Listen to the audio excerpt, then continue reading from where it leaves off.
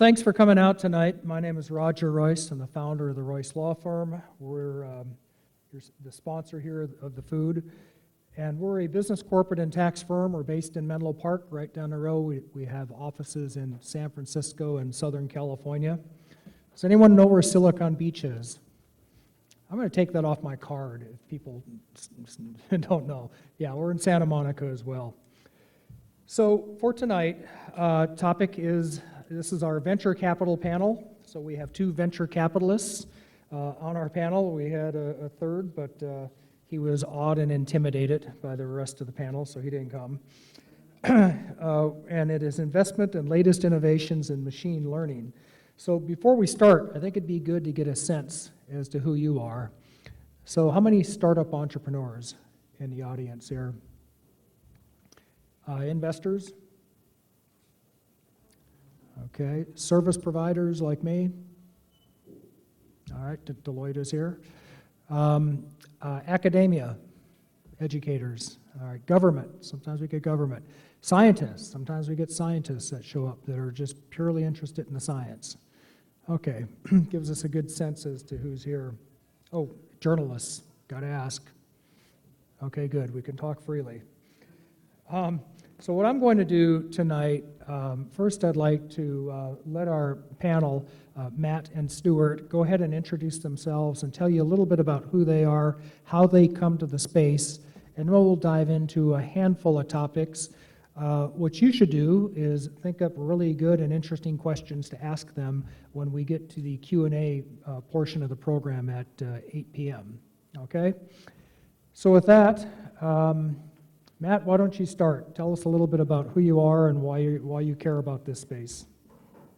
My name is Matt Lee. I'm a partner at NewFund, and NewFund, we're not new, we've been around for about 10 years actually, but we kind of think of ourselves as the fund that keeps reinventing ourselves.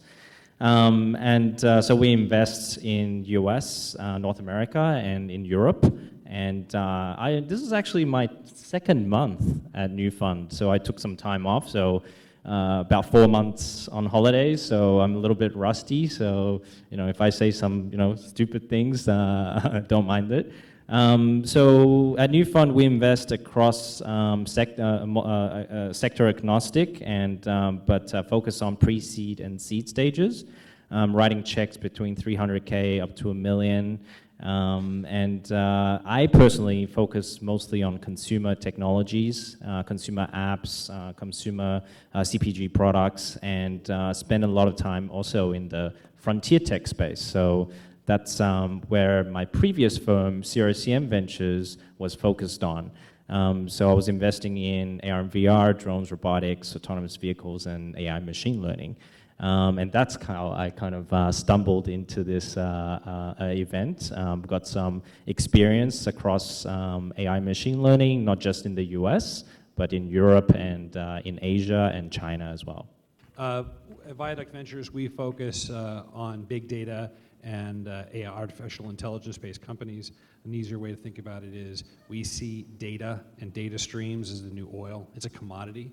And we look for companies that are the information refineries. So those businesses that can take access to all of the data that's being created and turn that into actionable intelligence that generates a meaningful premium for their customers, primarily in the SaaS model and or enterprise spaces. So, excuse me, to that end, we also have some activity in the consumer space, but primarily in the enterprise where we are, if you look at our portfolio, are usually oriented around industries which have a lot of analog or intrinsic systems that can be enhanced through data and data analytics. Stage, sorry, we invest in late seed through Series A. We originally were a firm that focused on early stage all the way down to pre-seed, but over the life of our funds, we have slowly migrated into the late seed, the Series A point, primarily because that's where we find that we can add the biggest value in terms of approaching companies and helping them get ready for and sufficiently scale. Okay, thanks very much. So deep learning, machine learning, artificial intelligence, I get so confused.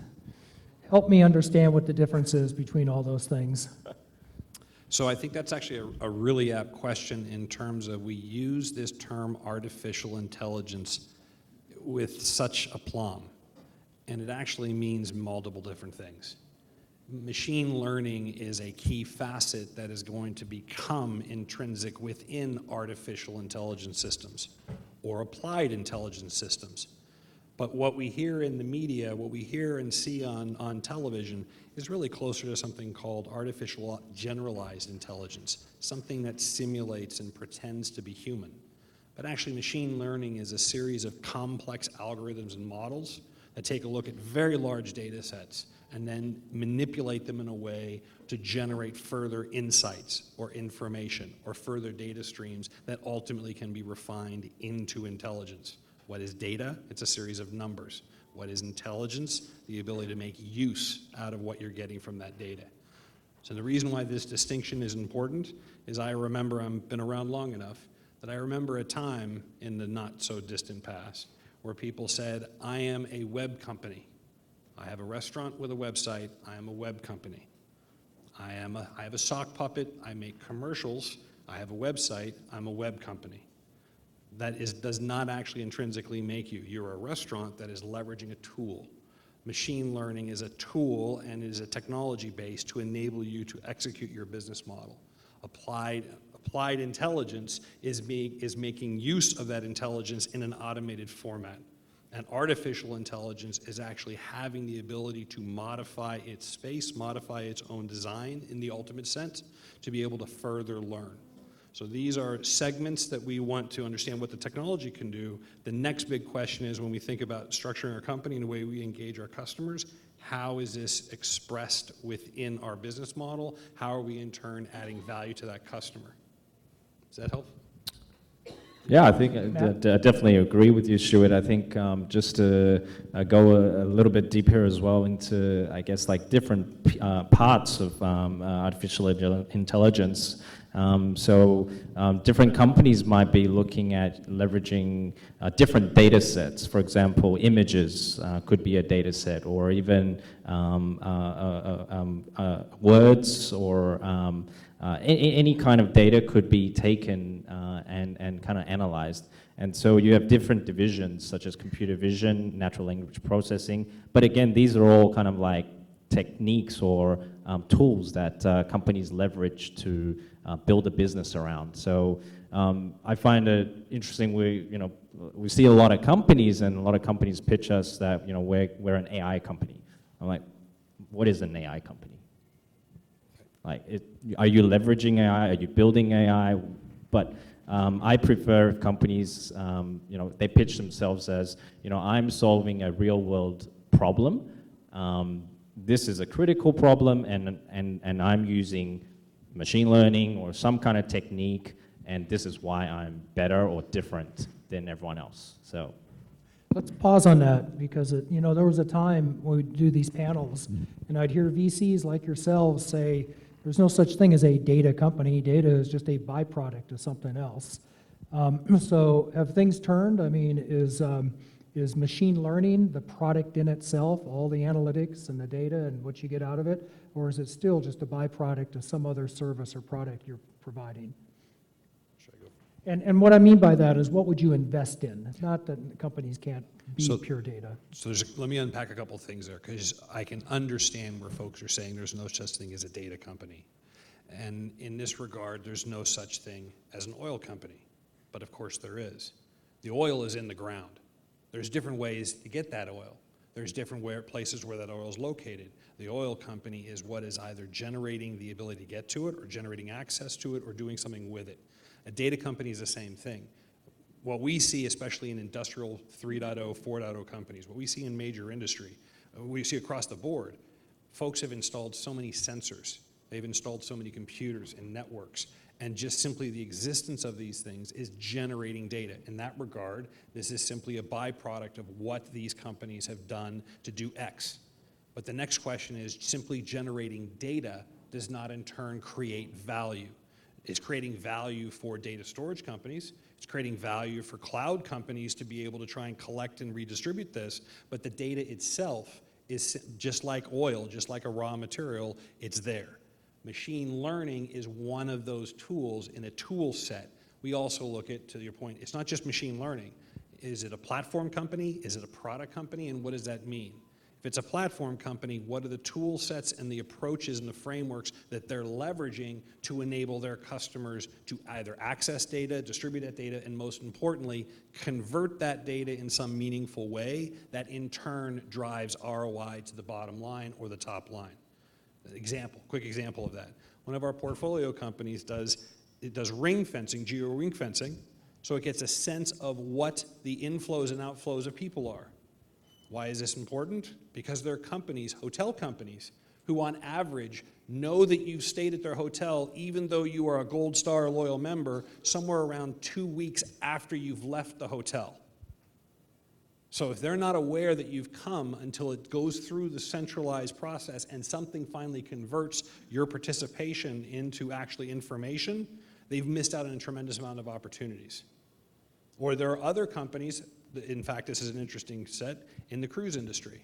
There's roughly 2 million people on the planet who actually do cruises. The amount of fluctuation and increase is pretty stable. So what do? Do you convert more people to become interested in cruise companies? Or do you try and figure out where those 2 million people are and what are the right times to approach them that they might be interested in a cruise? And then target your engagement with them at the right time so they choose to give your cruise line a try. There's a massive amount of data out there that we leave about where we're going, what we're doing, what we're interested in.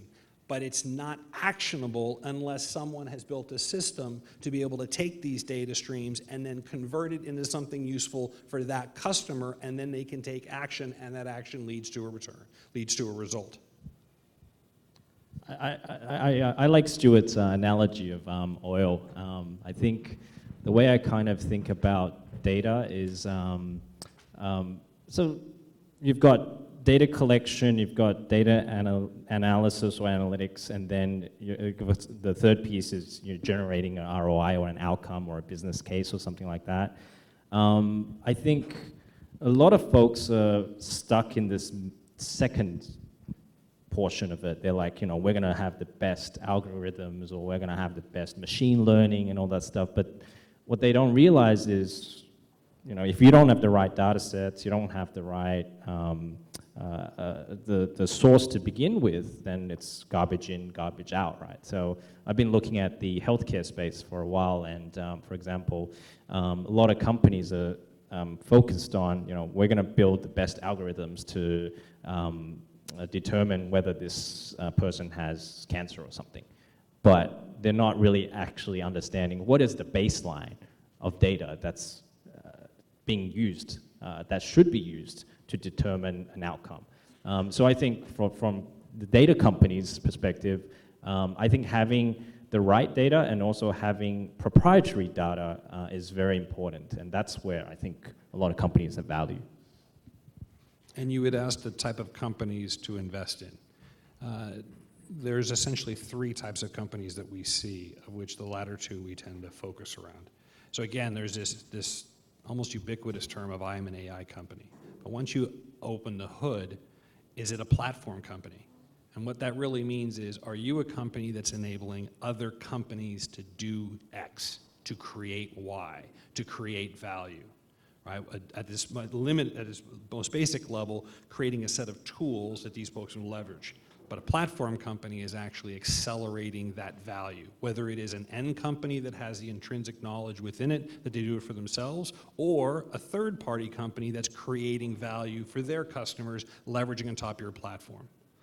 The one before that is someone who's actually leveraged, and often right now, it's mostly machine learning tool sets and machine learning algorithms that are working large data systems to a specific business endpoint. And they've found a repeatable market, a repeatable business case where they're not solving it for one company, but they're solving it for a vertical. The best of all is they're solving it for a vertical. And that is allowing the disruption of the way that market goes. The easiest example being the cruise line, right? That's a bit of a niche. The one before that is folks who are trying to use machine learning as a way to further affect either their customer or their internal process activities. Predictive analytics is a very common one. Predictive analytics in a way is trying to reduce maintenance costs or increase yield or reduce your downtime or more effectively schedule. We talk about just in time, but there's also just in time within processes. And a lot of times these are complicated mathematical models, and there's a lot, in fact, it's amazing the amount of art that is still involved in things like steel manufacturing. One of our portfolio companies is working with a steel manufacturer, and their inputs, we all focus on the human capital piece, that's major, but their inputs are mission critical. The amount of fuel they use to do the smelting, the amount of raw materials they put in, the quality of the yield they get out, the amount of scrap that they generate. These have material impacts on a system that does not have a significant margin. If they can in turn get some better insights into how to refine that, that can actually have a big impact on their final bottom line to their shareholders. And what are they doing? They're using people with 35 years of experience who got a feel for how this boiler works, and now's the time to flip the switch. Well, how is it you collect the right data? What is the right meaningful data? So part of machine learning is actually, is this good data? And then how do you convert that in a way that the art of that individual gets turned into an automated agent that actually provides more structured control over that process and leads to value to the company? These are the type of companies that we tend to really like to focus on, especially in the latter two. I'd like to also introduce the concept of AI safety or explainability. I think that's a space that's, I think, started to get some traction in the last 3-4 years, and now companies are actually trying to implement it now, so been digging into the space a little bit.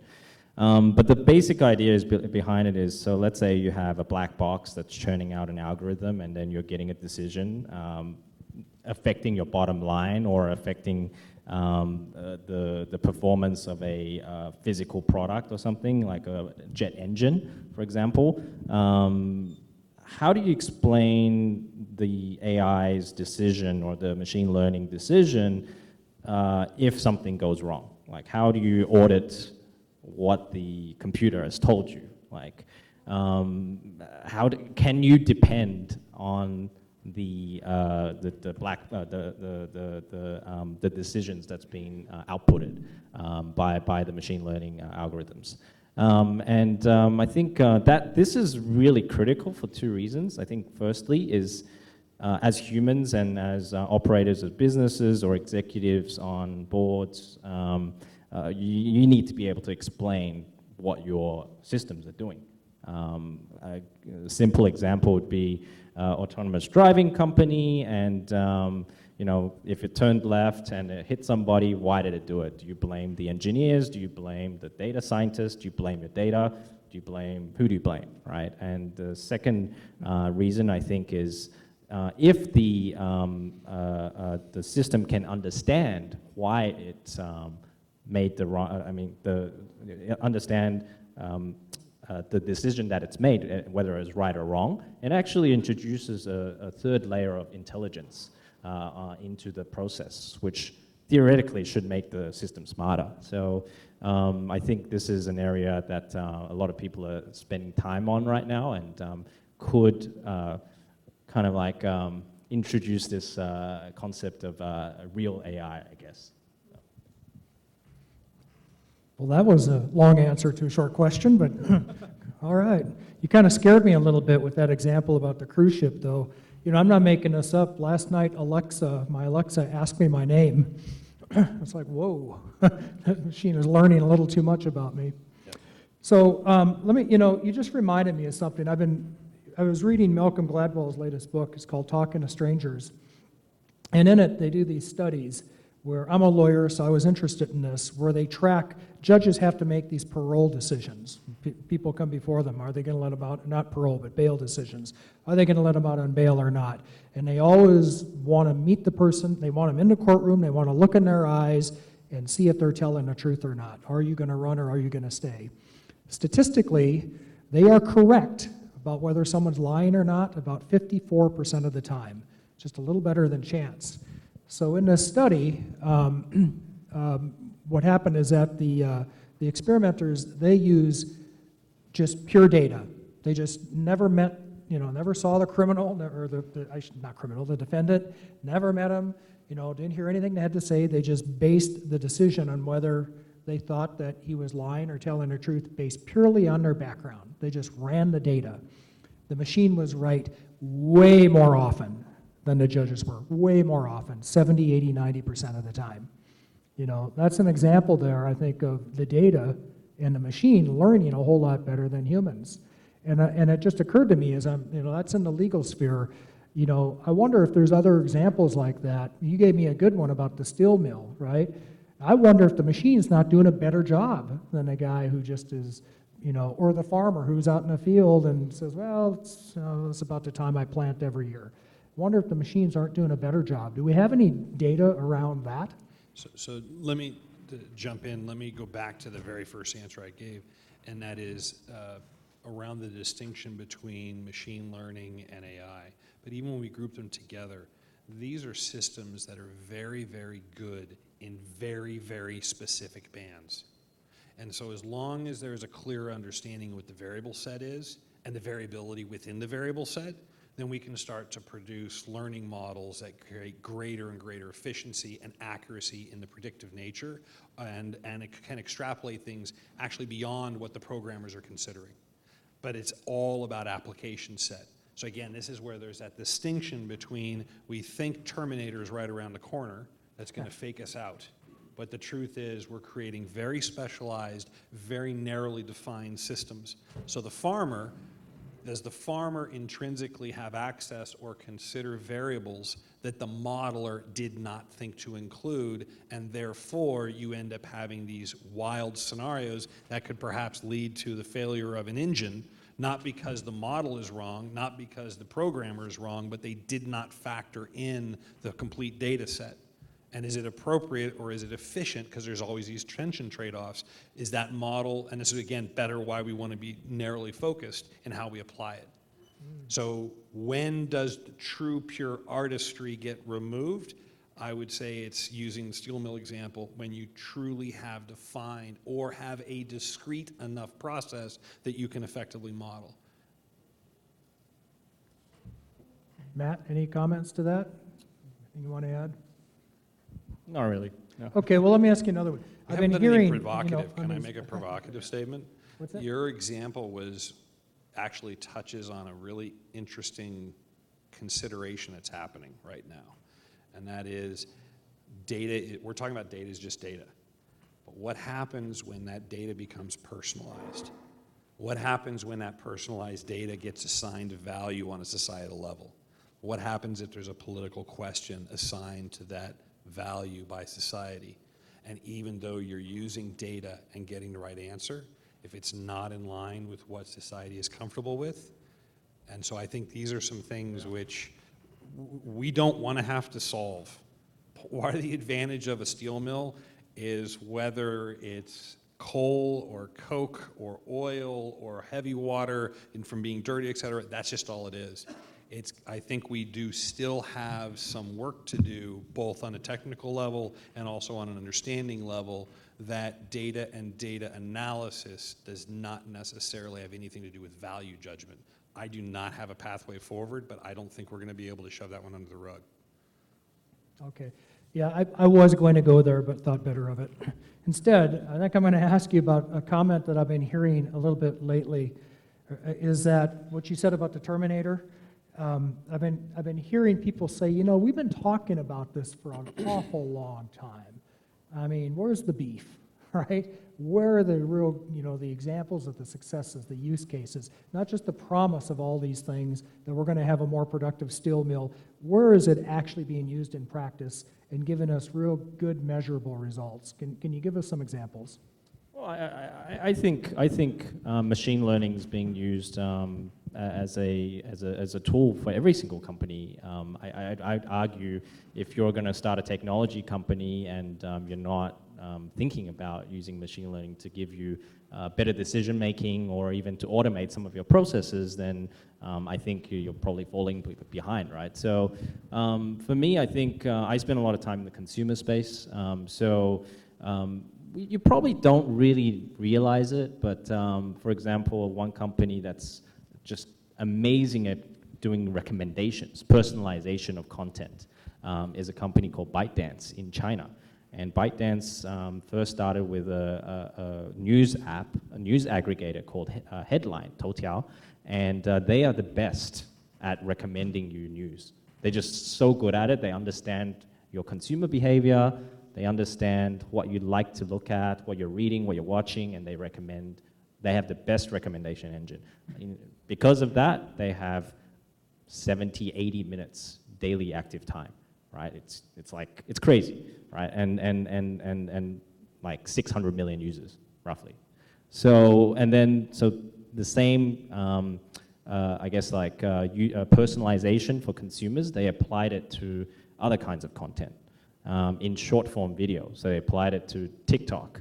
So my previous firm, we got lucky and we invested in Musical.ly, which was acquired by TikTok. And again, the idea behind it is, all right, we really understand 14 to 21-year-olds and we know what they want to watch. And we have the data and we're going to feed it through our engine. We're going to recommend content to them. So you're not really seeing it, as a consumer or as a user of application, you're not really seeing it, but machine learning is everywhere. If you're using some kind of like what do you call it, like one of those face app kind of things, that's machine learning as well, because it's figuring out the edge of your face using some kind of data set, and then it's putting an image on the edge. So it's everywhere. Can I attack it from a different angle? So I think one of the things you just said that was very interesting is there aren't these clear examples. I'm paraphrasing poorly. There aren't these clear examples where you can point and say that's where it's happening. And that's actually the truth behind behind this whole set, machine learning to AI. We are not going to be aware of it because it simply will be. Who here uses Waze? Right? We all use Waze. Waze is taking, and I'll use that and get back to this. Why is this happening now versus before? Part of it's Moore's Law. Part of this is the growth in telecommunications throughput. We are having the ability to generate large amounts of data, stream that data and control and centralize that data, then process that data in real time and apply machine learning algorithms on top of it. Very large amounts of data from very disparate areas, being able to do very serious heavy lifting crunching, but doing it in very thinly elegant ways to then be able to provide back an impact on the real world. What is Waze doing? It's tracking you and all of your friends everywhere you're going. And the payback we get for this is the ability to have a more efficient routing system from point A to point B. It's actually more effective than a lot of the original navigation systems out there. Why? Because we're being able to, we're freely giving over the cellular network enough data from enough different sources to apply these algorithms to create an update on the interface, which therefore just tells me how long it's going to take me to go and where I'm going to be. I don't know about you, I have stopped second guessing Waze because I'm wrong, right? That is an example of machine learning actively being done, and at the same time, I'm unaware of the machine learning itself. I'm simply aware of the results. And that's how AI and machine learning is happening. Your example of we know 12 to 14-year-olds, we know 12 to 14-year-olds because they're giving us massive amounts of data, and you've created an effective algorithm to understand their tastes. I'm going to say something controversial now. Please. And so I've got this thesis this year of what I call technology or data overload. I feel like too many devices, too many, just data points. I think we're consuming more data this year than we've ever consumed in the whole of mankind or something like that. And people are checking the devices and phones like 300 times a day. I see you guys are already checking your phones because obviously what we're saying is not that interesting. No, I'm just kidding. I think it's interesting to explore that idea of is there too much data, or is there too much technology around us? And I'm going to do a shameless plug for one of my portfolio companies. Actually, it's a company called Lunch Club, which I just introduced Roger to. And so the idea behind it was how can we leverage technology and AI machine learning to drive people together to meet each other. And so this company basically recommends you to meet somebody once a week to have lunch with. And so it takes in your intent of the week. So if I wanted to invest in a company, or if I wanted to meet a founder, or if I wanted to explore a certain area such as supply chain, I can tell this machine, Lunch Club, and they will match me with somebody to go meet. So interesting, go try it out. I'd love to get your feedback on it. It's really cool. I just signed up. We'll see how it works, see who it matches me with. Maybe it'll match me with you. Maybe. Okay, I want to back up. You said something a minute ago. You talked about China, and I know you invest in China. Yes. So, and you mentioned facial recognition. I mean, the last time I was there, I was kind of shocked at just how sophisticated it is. So tell me, how bad is China kicking our butts in this space? I mean, are you seeing like the most advanced stuff coming out of China, and are we going to catch up? So I have two comments on China. I think one is, if you look at the investors and the kind of like the venture space in the last 10 years or so, I think most of the investors are focused on consumer applications. How do I leverage this massive population and create some kind of business model and scale super quickly, maybe with some technology, maybe not with some technology, right? So I think that era has come to an end. I think the next 10 years is going to be focused on building enterprise SaaS B2B companies. And so if you look at the last 10 years, you haven't seen a Salesforce of China. You haven't seen a big enterprise company come out of China, right? So I think that's really exciting, and a lot of the investors in China are focused on that space right now. And the other thing I wanted to comment on was also China being a country where not a lot of regulations, and a country where the government can really pretty much do anything. So data and data privacy and data regulation really is non-existent, kind of.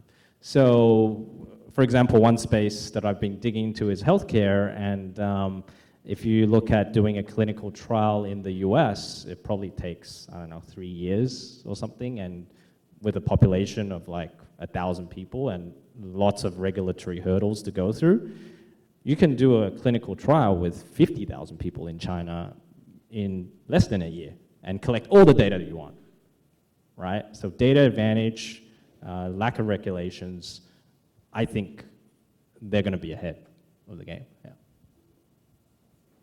Okay. All right, well, now that you've answered all my questions, let me ask you what everybody here is, what's on everyone's mind. As VCs, what do you look for in a company that's in this space? What are you investing in? What's important? Is it the product? Is it the market? Is it the team? What's unique about machine learning companies for you as an investor?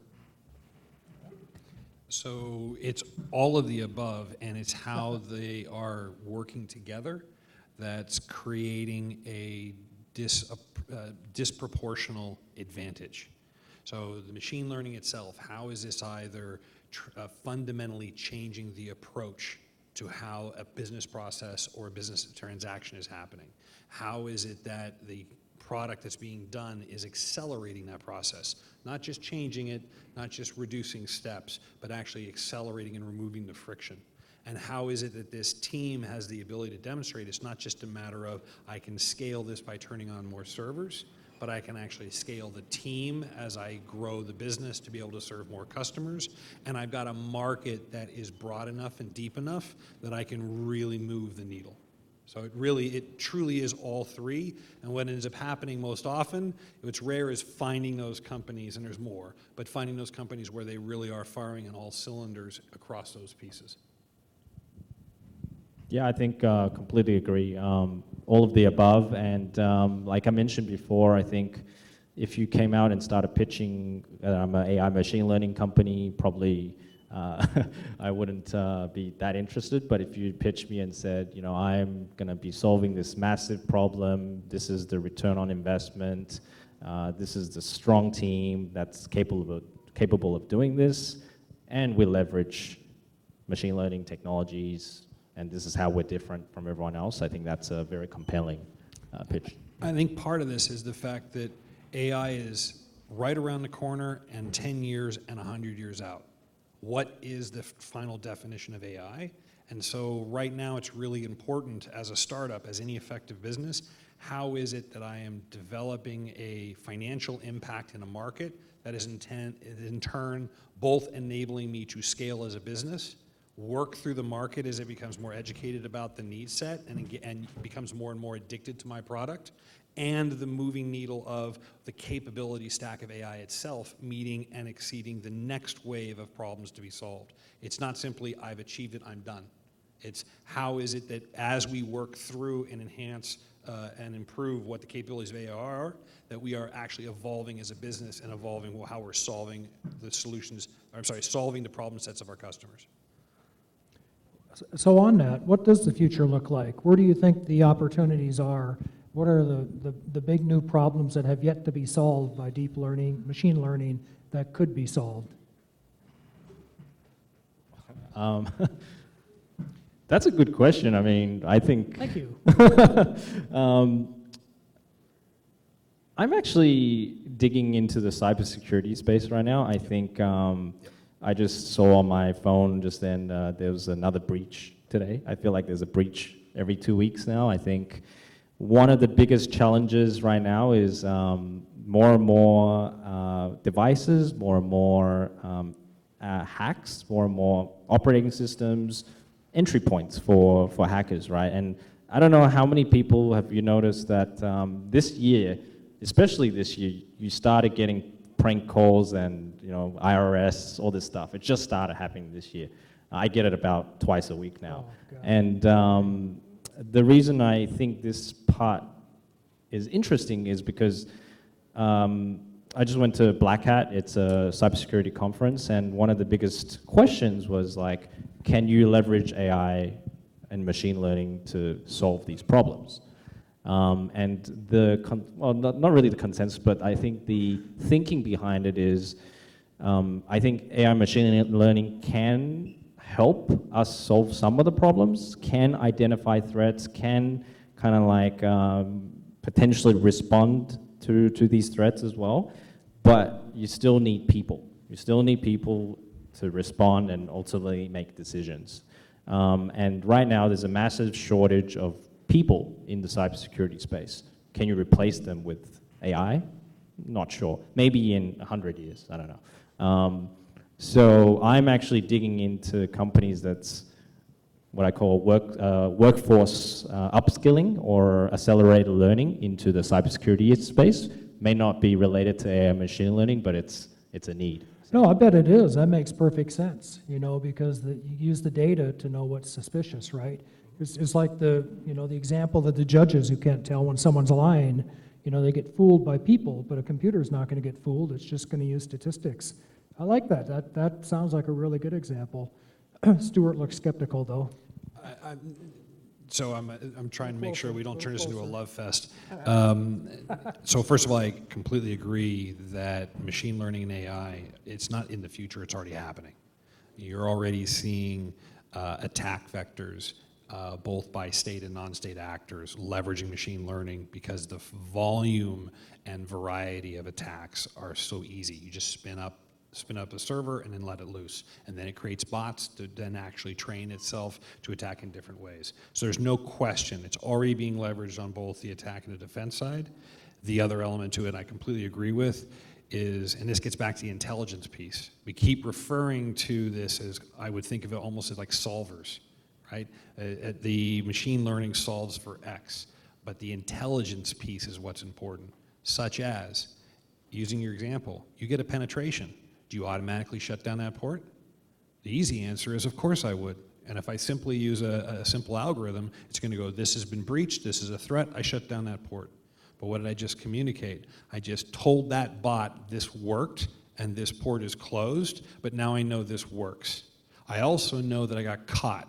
So what did I do wrong that allowed me to get caught? So how do I change my threat vector so that I don't get caught next time? Or do you actually escalate this to a more intelligent system, ultimately human, that says, not only are we going to let that in, let's watch what it does. Let's let it go someplace. Here's a question.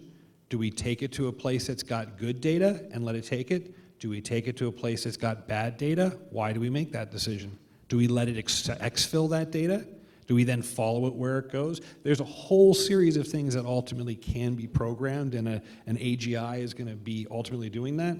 But we want to have humans, for some of the earlier things we talked about, ultimately we want to have some level of human involvement making these type of meaningful decisions. That's just in the cybersecurity space.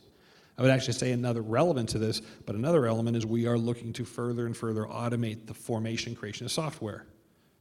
The amount of software that is being generated every day, the amount of software that's going to need to be generated for specific purposes over the next 5 years, 15 years, 25 years is meaningful. We already are seeing tools where we're using these tool sets and these platforms to try and automate the formation of the next set of tools that create the next set of tools. All right, well, how do we effectively test that? How do we run all the permutations of that test before we release it into a telecommunications network, before we put it onto a backbone, before we put it into a predefined handset that we give to humans?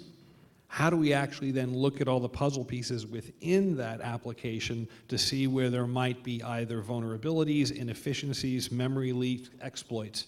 How do we test all of that? These are things that are already being discussed, but we actually need to see this applied and succeed. These are just a few of the areas of opportunity, and these are pretty tough problems to solve. The other stuff, going to the kind of the heart of your question, we're still hoping that we can actually get this down to start manipulating molecules to actually look at drug interactions in a virtual environment. So we talk about 50,000 people in China in terms of doing the testing, absolutely. But before we get there, the ultimate set is we've done a couple million permutations of this even before we've released it to those 50,000. It's fascinating. And the permutations would be just in a virtual environment. Is that what you're saying? Exactly right. Yeah. So, it's better than animal testing. Synthetic data sets. Exactly right. Exactly right. All right. Anything else? Anything that just blows my mind to think about the cybersecurity aspects. Anything a little closer to home that you see that there's big opportunities? Maybe food and agriculture we talked about, advertising, shopping. Maybe that's all been done, huh? There's a lot of, and you hit the nail on the head. There's a lot of talk, and everyone's talking about how is it that we provide a clean interface to the average person, the average consumer. Increasingly, what we need is an AI that we trust on a personal level that essentially declutters things for us. That trust thing is the critical piece. Right now, we're building it around, and do the example. I don't know, I'll be honest, I don't know why this works, but this works. Tonight, think about something you haven't thought about. Maybe a place that you want to go visit, or a food you want to try, or a product you haven't, but something that's outside of the norm. Think about that tonight before you go to bed. And then tomorrow morning, and tomorrow day, and tomorrow night, if you happen to go surf the internet, check out what type of products are offered to you. Go to Amazon and see what they put in your feed. Go to Facebook and see what they put in your feed. And why is it that by the time you're at dinner time, you're finding yourself getting results for what you thought about tonight? Now, It's scary. It is now scary. what that is, it's awareness of something called confirmation bias, and using a whole bunch of machine learning algorithms to watch you basically build your own confirmation bias and ultimately serve you what you're expecting. So an AI that maybe is, how do I scrub my footprint so I stop getting these calls? An AI that says, how is it, because this is important, just like who I want to meet? Well, maybe I want certain types of things served to me right now because it's relevant. And actually, so there's a trust in that decision tree, reducing the information given to us, and that we're trusting that what we're getting is really important. I feel like we should just shut down the internet or something. No? Yeah, it's pretty Black Mirror. It's already happening. I mean, a company that's doing this very, very well is Netflix. How many people are sick and tired of getting spammed by all the things, their notifications on their phones, their emails, the different things? Try this, try that. A little closer. Netflix has they've done a lot of thought in terms of understanding how to minimize the number of engagement points and building a trust with the individual viewer, not just the account holder, but the individual viewer inside of that account. Their goal stack is to actually reduce the number of times they poke you to get you to watch. Because what they're finding is, oxymoronically, that should be saying, well, then no one ever cares. You're just losing out to the noise that's out there on the internet. You're losing out to the noise of all the stimulus. But what they're finding, what they're claiming, is that actually when they do that little nudge, the impact of the results that's pulling into them is materially better than anything else that's out there. Amazon is trying to do something similar where they're truly trying to help you spend more of your money by giving you more things you want and not spam you with stuff. Is that a good thing, or is it a bad thing because we're giving up so much privacy? It pains me to say this, but Zuckerberg was right. So let's be honest. We're giving away our data for free, or we're giving our away the data to ways to get to save 5 minutes and not sit in a queue. We're giving our way to Google so that we have what we have is a more efficient mail platform. At some point, we start to take personal responsibility and ownership of that data and demand more and more value. I think we're going to start to see a shift. But it can't be on an individual level, and honestly, for a host of reasons, I don't think government can force it. It ultimately needs to be consumer behavior, because if there's anything that we're learning right now, are these systems we're talking about building, these businesses that we're talking about building and are being built, they are hyper-responsive to the tastes of our consumers. I actually think in the consumer space, the next generation of social networks, and this is the area that I've been looking at a lot lately, is more based around communities rather than a very kind of broad, open network like Facebook or LinkedIn, where a user can go into a trusted community that's focused on transparency and everyone in it is real and get some kind of real return on investment with their time in that community. For example, like moms groups or parents groups, answering questions on how to take care of your child. That's something that is, if you're gonna do something, you need high level of trust, right? With the person that's recommending it to you. I don't know if you get it on the internet, just searching around, but what if it's somebody that's a real person that's done it before and has been advising maybe 3 or 4 other people. So I'm seeing more and more of these like very focused communities pop up, and I think that's going to be social for the future. Okay, you get the last word, Matt. All right, well, let's hear it for the panel. So now it's time for audience Q&A. We want to take as many questions as possible. Yes. We're just going to have the mic circulate. So Amy, first question. So I realize that you as VCs drive whether or not a company can succeed once you invest into them. Does AI for good or ethics of AI, does it come into play when you're funding a company? Like, do you think about... No, I just want to make money. I could see that. Not you in particular, but possibly investing into companies. You want your ROI.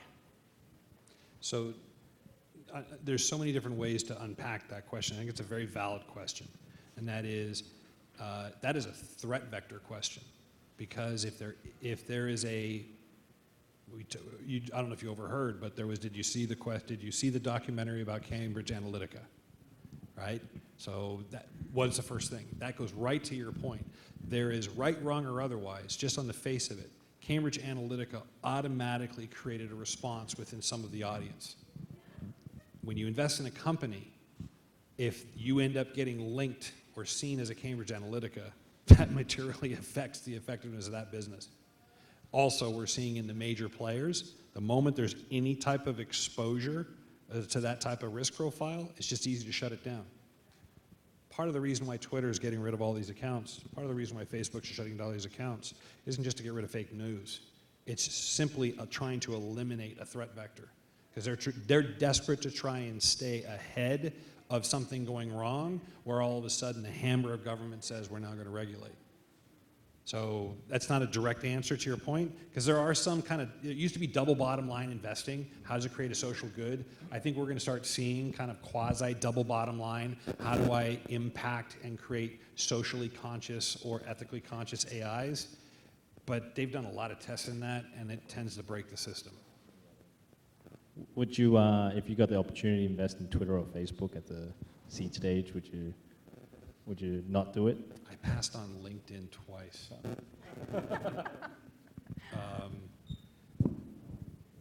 So Mike Maples has a great story about that. Yes, but I'm still trying to figure out the effective business model. I mean, that's a social impact deal. I'm still waiting for the lasting business model. Thank you. Next question, Joe. Okay, in pushing new areas, how can a founder or a team determine whether you would consider appropriately hanging fruit in order to avoid either too low or too high hanging fruit for a problem? Okay, got it. Are you meaning like a business model you're looking to Yeah. build, or? In terms of areas to target. So there's some truisms out there. You'll oftentimes hear us talk about it needs to be $1 billion market. And actually, depending upon the impact, these days $1 billion market is the entry point. The reason being, and what does $1 billion market mean? This goes back to the earlier question of team, market, and product. It really comes down to how well do I understand the market, so that when I say it's $1 billion, is that $1 billion of wallet share that I have access to, or is it $1 billion of spend that's associated in that market? Because those are two very different things. Because then I can reverse engineer from the wallet what the actual income potential is for the business. And so then the question becomes, to your point, once I understand what the actual earning potential is based on my product and the need set and how I'm transforming the customer, now am I a business that is a consumer play, so it's a mass, so I get as many as I can? Is it an SMB play, and I figured out a way to actually onboard enough SMBs to be able to get aggregate revenues into the business?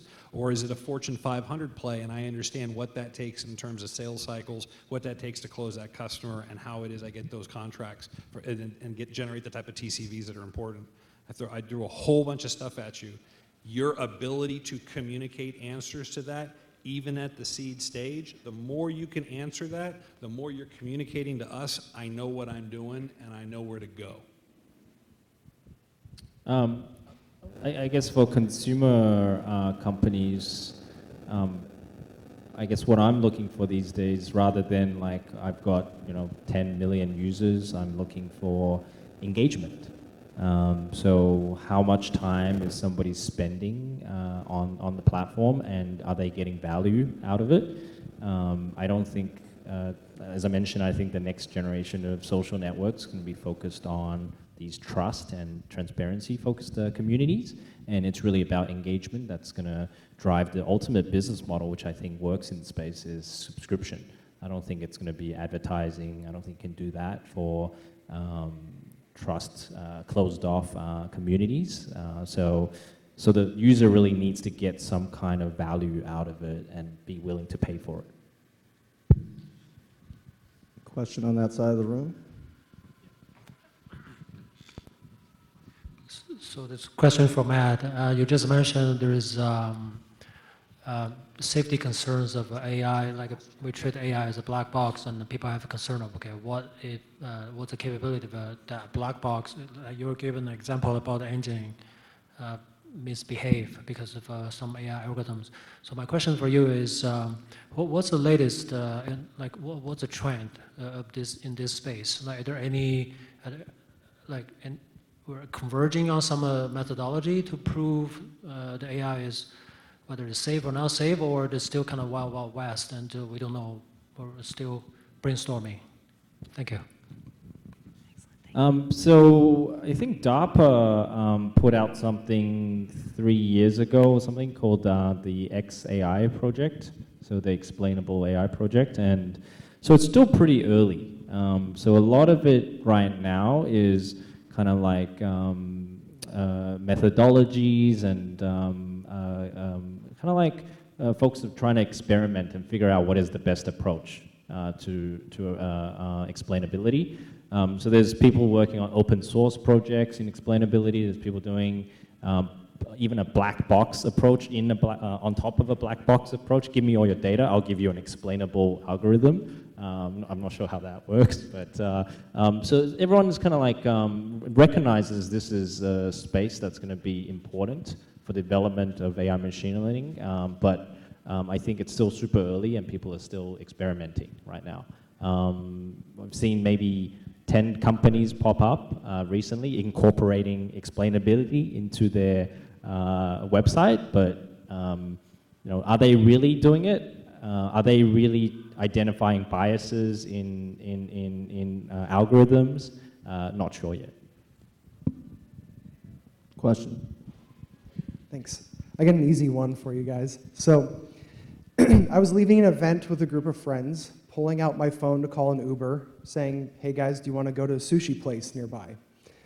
When I open up the Uber app, a sushi place nearby is already loaded. And while I thought that's convenient, that's also kind of scary. I also have the Alexa in my living room. She thinks my name is No, by the way, Roger. So just my question is, like, investments and everything aside, how are you both personally, comfortable sharing data with things like your phone or Uber or Alexa? That's a good question. That's a good question. Let's ask the experts. I don't use Facebook anymore. You know what? I use Facebook to sell stuff. Facebook is a great marketplace. If you want to sell anything, go on Facebook. It'll be sold within a week. I don't use Facebook. I use Twitter maybe for work reasons. I use LinkedIn for work reasons. I have an Alexa and I have a Google, what do they call it, the assistant at home. I'm more conscious about the social stuff now and more aware of that. But I'm still willing to give up some of my data like to Alexa and Assistant because, like you said, it can save me time. Time is so important now. Convenience is so important. So yeah. You know, this kind of goes back to our very first question over here. I mean, you do eat your own dog food, right? I mean, you use this lunch, what do you call it? Lunch club, and you invested in it. So I get the sense you probably wouldn't invest in something that you thought was just going a little over the line. And maybe you wouldn't, like the Cambridge Analytica example, right? Am I right?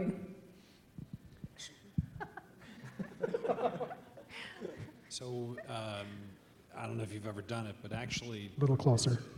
do a little bit of research on what it takes to actually remove yourself from the grid, right? Because there's using Alexa, there's using lunch, there's all of these things where we are actively choosing to give our data. I turn on Waze, I'm actively choosing to give my data. But the truth be told, if I really wanted to go off the grid, how many things do I need to turn off? My car has all kinds of safety features built into it. I don't even use Cirrus. Doesn't matter. They know what's going on and they can turn my car off at a flip of a switch, which means they know where I'm going. If I want to not use Facebook on my phone, that's okay. Facebook doesn't need Facebook app on my phone to get my data. So if this is binary, I am off the grid, actually take a look at what it will take to achieve that and try not to be the crazy bomber guy, right? So if there's an awareness that we're already in a data cloud, the next question then becomes, how do we start to take control of that data and make sure it's benefiting us in a mutual way? And again, that's part of where I talked about there's a trust part to it. There's going to be a bi-directional piece. In the future, your AI assistant is also going to be wanting to try and control your data footprint. And I think that's ultimately going to be a commerce-based thing, where you're going to say, I'll give access to these different things for these different value propositions, and I'm going to let it do all of the negotiating for me. Has anyone done a silent retreat here before? Yeah, and silent retreat, it's basically you go to this retreat and you're completely disconnected. And you can't even talk, right? You cannot look at somebody in the eye. And you meditate about 9 hours a day, and then you eat very little. And people have told me it's profound. They come out of this experience and I'd rather give you my data. I highly recommend it. I've never tried it, but you know, I think from my friends, they told me it's amazing. There are ultra high-end, truly ultra high-end resorts where the location of the resorts are because they understand where the satellite overflights are, and they own, I'm not kidding, and they own enough of the land around it, and they have enough, so they take everyone's equipment. So you go there knowing that you're going to unplug, and they are going to be your perimeter in terms of data and oversight.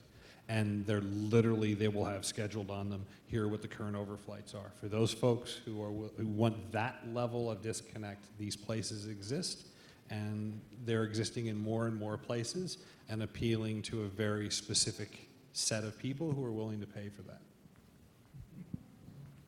Next question, Casey. I was just curious that if startups that you guys have invested in are not keeping up with how they should be or what they said they were going to do you guys spend a lot of your time with the founders and with the team, or how do you figure out ways for them to grow? So I invest really early, so I'm usually the first institutional check-in at pre-seed. And so I spend a lot of time with my founders on product. Because usually the time I invest, they have a team, they maybe have some kind of like early development, but really try to help them find product market fit and get to the Series A. So I love doing that because I was an engineer previously, and I love consumer apps and consumer technologies, and so spend a lot of time on product. And to be honest, like when you invest and by the time they're doing their next round, the product's probably changed 20, 30 times. I don't know, it changes every week almost. so I'd say, I kind of pride myself in helping founders build, because I think it's not just the money that you're providing to founders. I think that's a commodity here in the Bay Area and in a lot of places now. It's really about what you can provide to them, and also kind of like getting them to the next stage, next level, which is product market fit at Series A. I think very well said. And I would actually, part of the diligence that the founders should do on the firms is exactly right. The check is a commodity now. So what is the talent stack that firm brings, and what is the level of engagement? And how far along you are, that's going to change. So at the pre-seed, rolling up the sleeves, directly getting involved in product, that makes a heck of a lot of sense. If you're later seed stage, if you're Series A, that's going to change your ask, and it's going to change what you need from that next round of investor. Like one of the things there's two things that I wish I'd say I came up with it. It's very common to look at quarter and annual data points, or month data points. So you'll see folks say, here's my growth month over month, here is my user base, this is what I'm learning from it. Right? That's exciting. I'm actually seeing week to week. And companies are literally doing A/B testing week to week. How does that affect my customer adoption? How does that affect my most recent product sprint? How does it affect the way I'm approaching this? And having these additional granular data points, it shapes. This is not just to make the investor set interested. It's what am I learning from that, and how is that accelerating my own activities? And in that regard, the best way I would say, the best course of action from be a sounding board and a checksum against what I'm doing. It's not going to look for permission, nor is it going to have necessarily a direct operator role, but being someone that you can say, here's my strategy, this is what I'm doing, this is what I'm learning, this is what I'm doing next. And perhaps they can give you some insights, or they have another portfolio company that's gone through this, or they have some folks they know in industry that might be able to have an impact. That is where I think you have the most effective dialogue with your investors. In terms of your specifics about when things start to go wrong, this is always a tension. This is always a tension. The truth is, you want to overweight your time on the darlings. You want to overweight and continue to double down, not just your investment of capital, but your investment in time in the true winners within your portfolio. You tend to spend a large amount of your time doing the best you can to help the companies through a rough period, help them through a pivot, triage them in a point of crisis, enable them to make tough choices. But what you're needing to do is make sure that you don't get pulled into it so you're not able to provide that sounding board that helps the CEO make those tough choices. Thank you. Next question, Mark. Yeah. You had mentioned the topic of analog machine learning devices. Are you seeing startups and more startups in analog, and how do you see the differences between the analog and the digital? Do you see any? So to clarify, what I'm referring to is analog meaning manual processes. Nice. The best of all are where you see a lot of human capital being invested into something that can be digitized. And either the human capital is doing this because we've always done it that way, because there's a perception that it's cheaper. Oftentimes it's because there's a perception that human capital equals greater control and greater fidelity. But part of what we already heard about is there are examples that if you define the problem set correctly, that actually moving digitally you get better results. So what I'm talking about is someone who maybe looks at a market and understands where there are these intrinsic, still analog pieces that they can disrupt. Here's an example. Nothing caused us to stop writing letters. In fact, writing letters is a way to stand out now. Email came along, and all of a sudden that process of sitting down, getting out a piece of paper, writing it in an envelope, putting a stamp on it, walking to the mailbox, putting it in the mailbox, getting it back. We get that. What do we get now? Mostly junk mail and bills, right? But email allowed us to completely disconnect a set of analog processes and accelerate and remove friction in terms of communication. That transformation that has a monetary value, that's exciting for a whole host of reasons. I was thinking more in terms of analog, in terms of a lot more data points, in terms of data points, such as when you get input from heart rate or any of that stuff. Is there a difference between what you're talking about versus?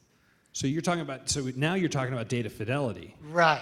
So I have an iWatch because built into it is the ability to do heart rate monitor, and also just for fun, I can check if I have AFib. I don't.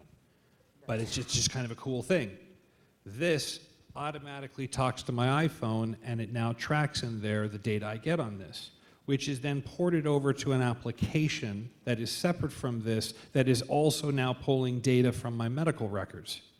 So to your point, I'm getting more and more and more data points that I now can make available to my GP, who has greater insights into what's going on with me.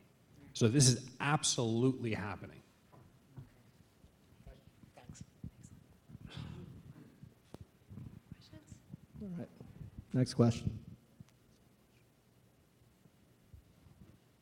We have cured insomnia. Roger, why don't you ask a question? Well, I want to go back to what we started talking about before. It's like, what's it going to take for somebody to get money out of you guys for their deep learning company? And I know I said before, is it team, is it market, is it industry, is it fit? And you said all of the above. But tell me, what's unique about deep learning? Why are we doing a panel just on deep learning? There's got to be something different about this that sets it aside. It's why you're interested in it. It's why you're investing in it. So for these entrepreneurs out here who want to build that kind of company, and that's why you're here, right? You're interested in the space. What do you have to hear from them in order for you to write that check? I think it's a combination of what we both said, and that is having a vision that's explaining this is how this process, this business process, this consumer process, or if it's B2C, this consumer behavior. This is what this typical consumer behavior is. I am going to change the relationship, and in so doing, change the way this consumer behaves and create an attraction model to us. Let me unpack that.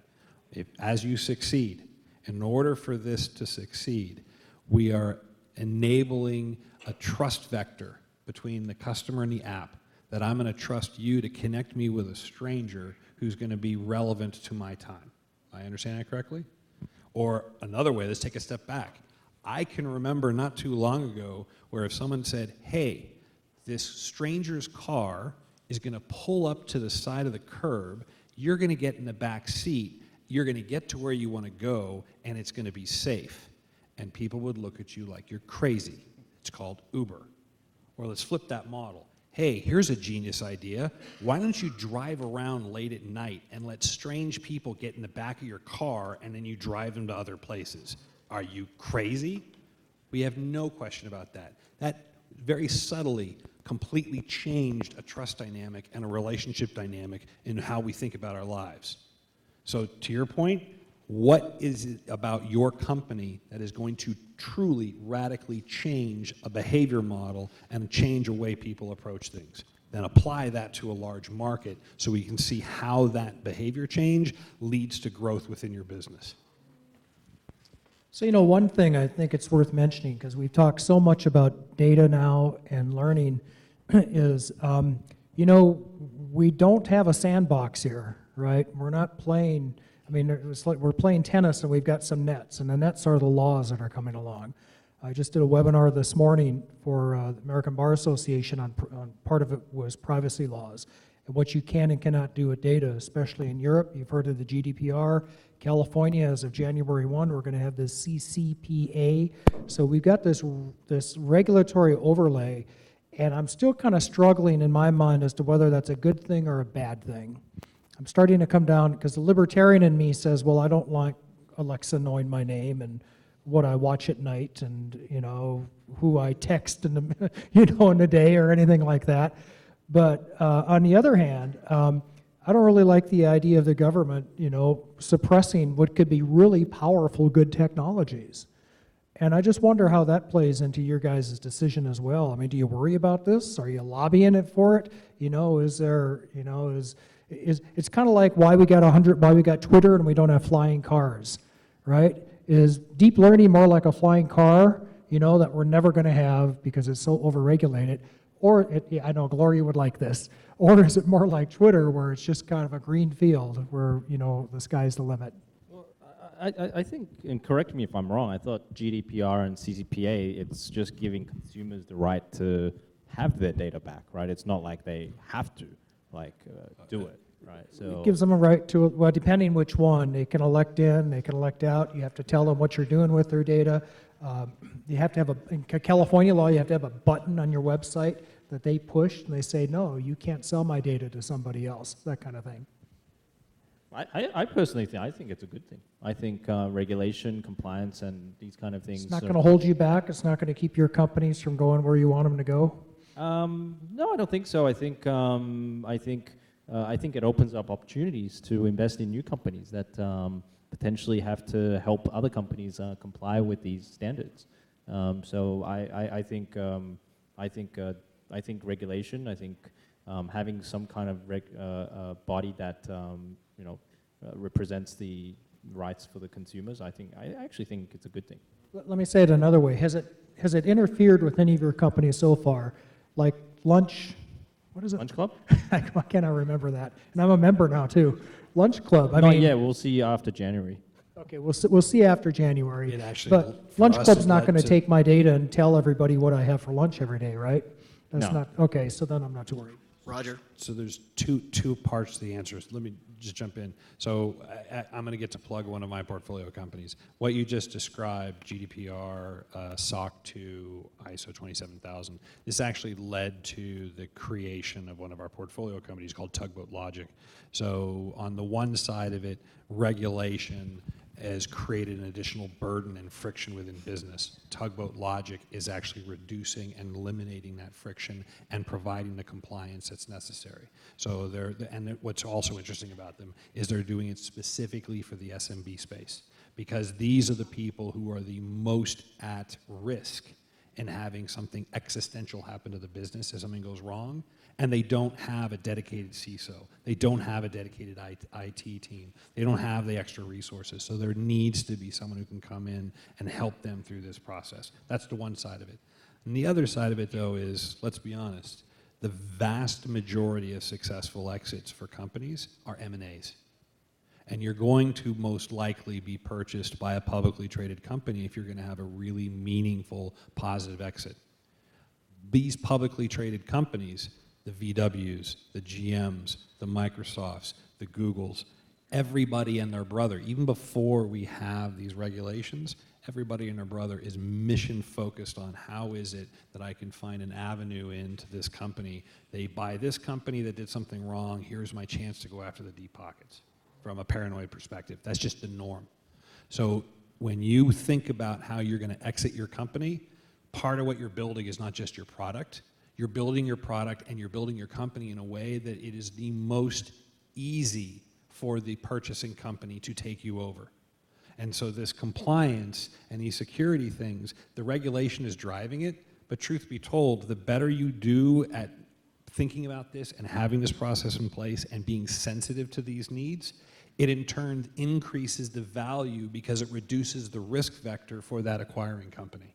And the more you can effectively document that and demonstrate that throughout the process, and then something you didn't just do 2 months before you decided to start the process of merging with XYZ company, therefore the greater trust there is and confidence there is on both a software level, on an operations level, and on a data collection level. And you're going to get rewarded by not having a downward pressure on the purchase price because of the risk.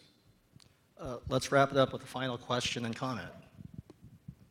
Hi, actually, this is sort of like comments and then maybe questions. You know, you guys are all wondering about like how to keep my privacy while using all those, you know, artificial intelligence and machine learning programs and apps. Like, please don't. I don't want my picture taken.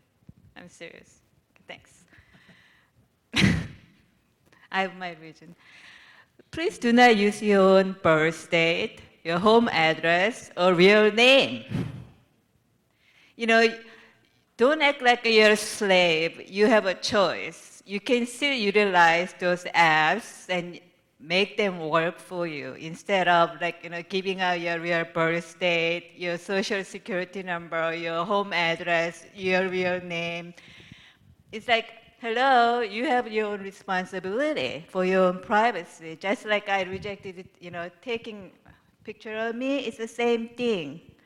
So please do not act like you're so stupid that you have to just give out all the information whenever you are asked. And also, second point is that how relevant this discussion of artificial intelligence is to small companies, because that's really loaded topic. You know, artificial intelligence is a really, really slowly evolving field. Like a Google, even Microsoft and Facebook, like gigantic companies are still struggling because, you know, machine learns step by step by step.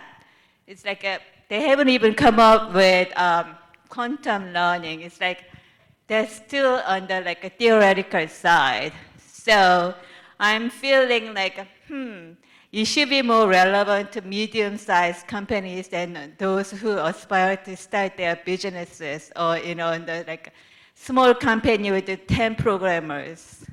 I don't think they can get there.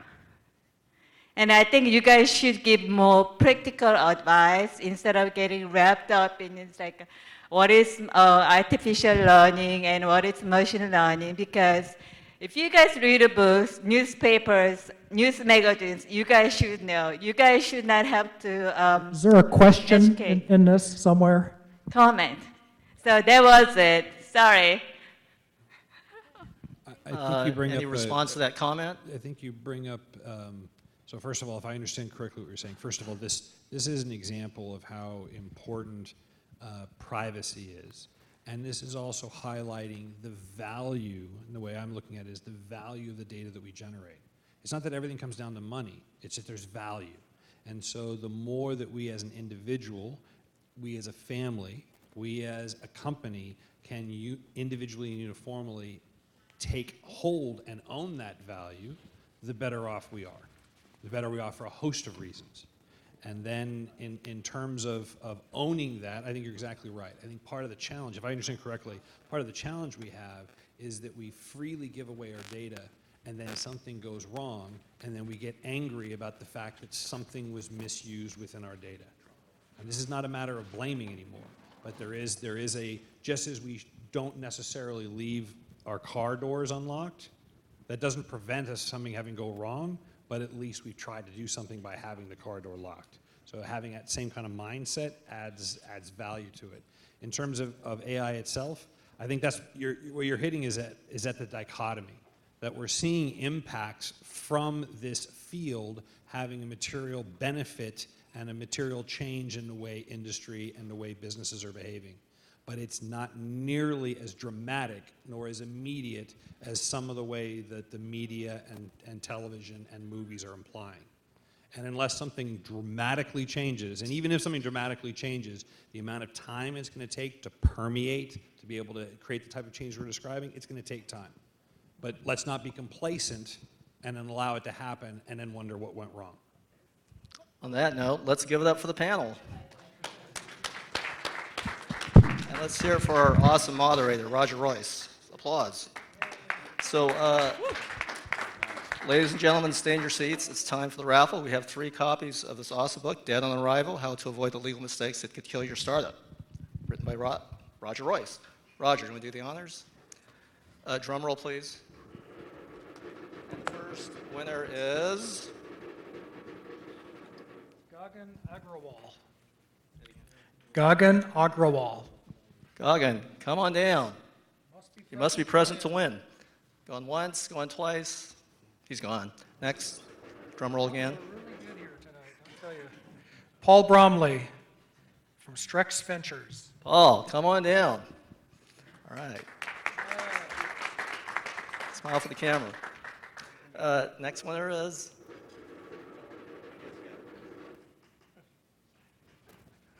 Baron Chang from Santa. Baron, he came all the way from Seoul, Korea.